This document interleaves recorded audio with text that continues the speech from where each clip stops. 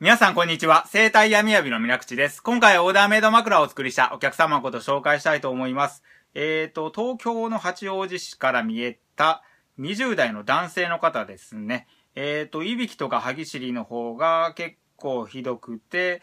で、朝起きた時も首が痛かったりとか、あと疲労感が残って、で、午前中、朝の10時から11時ぐらいに眠たくなるとのことです。で、ちょっと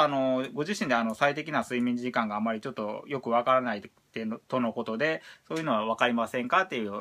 ことで質問されました。まあ、いびきとかね、そういうのは、ちゃんと枕の高さの方をしっかり合わせて、で、軌道の方をね、広くしてあげるとかなり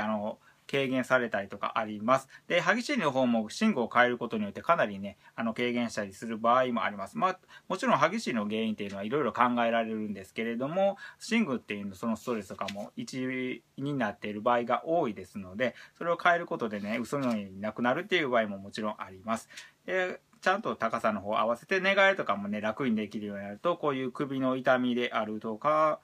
そういうのも、だいぶなくなるんじゃないかなと思います。まあ、ちゃんとしっかり寝れていないと、こういう眠気が起こりやすかったりとか、そういうの思われるかもしれないですけれども、睡眠時間っていうのは、長いとか短いっていうのは結構ね、ご自身で選ぶことはできます。まあ、仕事がね、忙しかったら結構短くなったりとか、そういうのはあるんですけども、やはり体に慣れっていうのがありますので、ご自身のいい時間っていうのが自然と見つかるのっ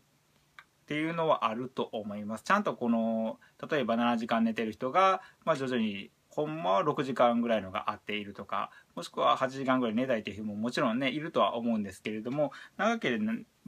ればいいっていうわけではないので、まあ、ちゃんとそういったご自身の生活スタイルとかを見て、で適度に徐々に体の方を慣らしていってもらって、で日中に眠気とかが出るとやはり寝具とかが合っていないとか、あとまあ時間の方とかもやはり影響はあるんですけれども、体の方がついていくと意外とね対応できたりしますので、もしそういう詳しい話とか聞きたい場合はご来店ください。